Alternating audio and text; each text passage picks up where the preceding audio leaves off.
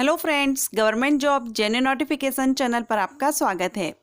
Friends, आज हम जानेंगे इस वीडियो में कि अगर आप रेलवे में ग्रुप ए की जॉब लेना चाहते हैं तो आप किस तरह से ले सकते हैं, क्या पूरी प्रोसेस रहती है, कौन सा आपको एग्ज़ाम देना होता है, किस तरह से आप ग्रुप ए पोस्ट पर जॉब ले सकते हैं। वैसे रेलवे में 4 ग्रुप्स रहते हैं, group A B C D, कोई भी डिपार्टमेंट हो 4 तरह से उसमें भर्ती की जाती है। इसी तरह से रेलवे में रहती है। Group C and group D पर मैं ऑलरेडी वीडियो अपलोड कर चुकी हूँ, लिंक आपको आई बटन पर मिलेगा या फिर आप railway job info playlist check कर लीजिएगा। वहाँ पर आपको रेलवे से जुड़े हुए सारे जो वीडियोज़ हैं मिल जाएंगे। यहाँ पर मैं आपको बताऊंगी कि रेलवे ग्रुप ए आप कैसे ज्वाइन कर सकते हैं। रेलवे ग्रुप ए में कौन कौन सी पोस्ट रहती हैं, आपको कौन सा एग्ज़ाम देना होगा, कितने टाइप्स की पोस्ट रहती हैं, सैलरी क्या रहती है, ये सारी जानकारी मैं आपको इस वीडियो में दूंगी। लेकिन वीडियो स्टार्ट करने से पहले मैं आपसे रिक्वेस्ट करती हूँ, अगर आप चैनल पर फर्स्ट टाइम विजिट कर रहे हैं, चैनल को सब्सक्राइब करके बेल आइकन को प्रेस कर लीजिएगा। जैसे ही मैं आप वीडियो अपलोड करूँगी तो आपको नोटिफिकेशन मिल सकेगा। चलिए अब हम वीडियो स्टार्ट करते हैं। अगर आप रेलवे ग्रुप ए की जॉब लेना चाहते हैं तो सबसे पहले हम जान लेते हैं कि रेलवे ग्रुप ए में कितने टाइप्स की पोस्ट होती हैं।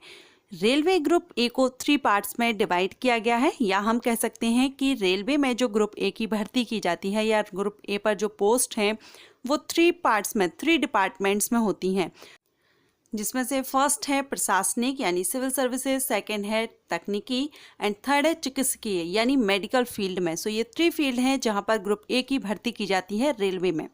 इन तीनों के लिए ही क्वालिफिकेशन डिफरेंट होती है। अगर आप तीनों में से आपकी जो भी क्वालिफिकेशन है उसके अकॉर्डिंग आप आवेदन कर सकते हैं या आप ये एग्ज़ाम दे सकते हैं, क्योंकि ग्रुप ए की जो भर्ती होती है वो एंट्रेंस एग्जाम के थ्रू होती है। अगर हम क्वालिफिकेशन देखें तो प्रशासनिक के लिए अगर आप आवेदन करना चाहते हैं ग्रुप ए पोस्ट के लिए तो आपका ग्रेजुएशन होना जरूरी है। किसी भी डिसिप्लिन से, किसी भी सब्जेक्ट से आपका सिर्फ ग्रेजुएशन कंप्लीट होना चाहिए, तो आप रेलवे ग्रुप ए की प्रशासनिक पोस्ट के लिए आवेदन कर सकेंगे। सेकंड है तकनीकी। तकनीकी ये इंजीनियरिंग के लिए रहती है। अगर आपने इंजीनियरिंग किया हुआ है तो आप यहाँ पर आवेदन कर सकेंगे।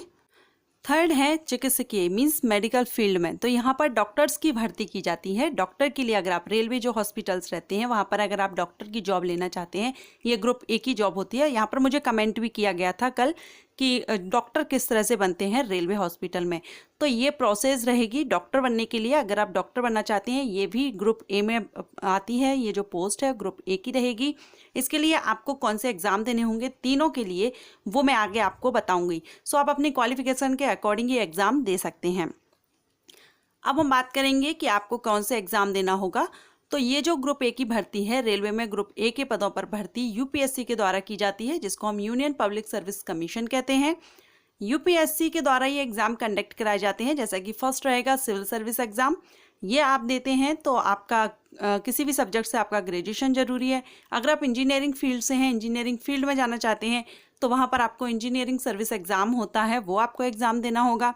अगर आप मेडिकल फील्ड जैसे कि डॉक्टर के लिए अगर आप कर रहे हैं, एमबीबीएस आपके पास है, आप एमबीबीएस हैं, तो आपको मेडिकल सर्विस एग्ज़ाम देना होगा। ये एग्ज़ाम यूपीएससी के द्वारा कंडक्ट कराया जाएगा। अब हम बात करते हैं जो सिविल सर्विस एग्ज़ाम है उसमें कौन कौन सी पोस्ट रहती हैं। अगर आप आवेदन करते हैं ग्रेजुएशन बेस पर तो आपको कौन कौन सी पोस्ट आपको रेलवे ग्रुप ए में मिलती हैं। फर्स्ट यहाँ पर रहेगी IRTS Indian railway traffic service. Second है IRAS Indian railway account service. Third IRPS Indian Republic service. And fourth है RPF ग्रेड ए, जो रेलवे प्रोटेक्शन फोर्स रहती है उसमें भी ग्रेड ए पर भर्ती की जाती है। RPF RPF grade A railway protection force. अगर आप सिविल सर्विस एग्जाम देते हैं तो उस बेस पर आपको जो जॉब मिलती है, पोस्ट मिलती है, वो इस तरह से रहेगी। अब हम बात करते हैं नेक्स्ट एग्जाम की, जो यूपीएससी के द्वारा कंडक्ट कराया जाता है, वो है इंजीनियरिंग सर्विस। अगर आप इंजीनियरिंग फील्ड से हैं, इंजीनियरिंग में आपने ग्रेजुएशन किया हुआ है, डिग्री ली हुई है, तब आप ये एग्जाम दे सकेंगे इंजीनियरिंग सर्विस, जो यूपीएससी के द्वारा कंडक्ट कराया जाएगा। इसके ये जो एग्ज़ाम आप देते हैं, इसके बाद जो आपको पोस्ट मिलती है, जो पदों पर भर्ती की जाती है, वो है first IRSE Indian railway service of engineers. IRSSE Indian railway service of signal engineer. IRSME Indian railway service of mechanical engineers. IRSEE Indian railway service of electrical engineer. And IRSS Indian railway store service. So ये engineering service के लिए रहेगा। साथ ही मैं आपको बता दूं कि इसके अलावा जो इंजीनियरिंग सर्विस एग्जाम है, इसके अलावा भी SCRA special class railway apprentice ये कंडक्ट कराया जाता था। इसके द्वारा भी भर्ती की जाती थी, लेकिन ये जो SCRA है काफ़ी टाइम से ये नहीं कराया गया है, एग्ज़ाम नहीं हुआ है। SCRA special class railway apprentice के द्वारा जो भर्ती की जाती थी, उसमें मैकेनिकल इंजीनियरिंग से जो डिग्री करना चाहते हैं, बीटेक करना चाहते हैं, वो ये एग्ज़ाम दे सकते थे SCRA। इसके लिए जो एलिजिबिलिटी रखी गई थी वो 12th पास था। PCM से, फिजिक्स केमिस्ट्री मैथ से आप 12th पास हैं और आप मैकेनिकल में इंजीनियरिंग आप करना चाहते हैं तो आप ये एग्ज़ाम दे सकते थे। लेकिन ये जो SCRA है काफ़ी कंपटीशन इसका काफ़ी हाई था, क्योंकि इसमें फैसिलिटीज़ काफ़ी प्रोवाइड की जाती हैं, आपको फ़ीस पे नहीं करनी होती है, रहना खाना पूरा फ्री रहता था। तो ये कंपटीशन भी काफ़ी हाई था, इसमें फॉर्म भी ज़्यादा आते थे। अब किस वजह से ये बंद किया गया है डोंट नो, बट अगर आप इंजीनियरिंग सर्विस में अब अगर देना चाहते हैं, जॉब लेना चाहते हैं, तो आपको इंजीनियरिंग सर्विस का जो एग्ज़ाम UPSC के द्वारा कंडक्ट कराया जाता है वो आपको देना होगा। सो इस तरह से आपको पोस्ट मिलेगी। अब जो नेक्स्ट है वो मेडिकल फील्ड के लिए, मीन्स डॉक्टर के लिए है। डॉक्टर की जो हॉस्पिटल में जो पोस्ट रहेगी वो डॉक्टर की ग्रुप A में आती है।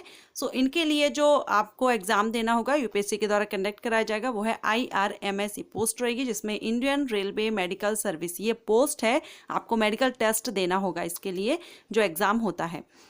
अब हम बात करें सैलरी की, तो ग्रुप A की जो पोस्ट रहती है वो IPS IAS लेवल की पोस्ट रहेगी, क्योंकि UPSC के द्वारा ये एग्ज़ाम कंडक्ट होते हैं, उसी टाइप से हाई लेवल का इसमें एग्ज़ाम रहता है।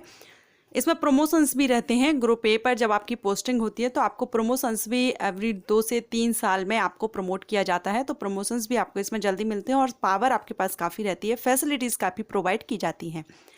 अब हम सैलरी देखें तो सैलरी आपको जो ग्रुप A की पोस्ट रहती है रेलवे में, ग्रुप A के लिए ये IPS IAS इस टाइप से भर्ती की जाती है, इसी लेवल पर रहती है। तो सैलरी भी यहाँ पर आपको 1 लाख के आसपास मिलती है। अभी रिसेंटली भर्ती की जा रही थी कोविड-19 के इफेक्ट के कारण, वहाँ पर जो डॉक्टर की भर्ती की जा रही थी उसमें जो सैलरी रखी गई थी वो 90,000 70 से 90,000 की रखी गई थी, संविदा भर्ती पर रखी गई थी ये।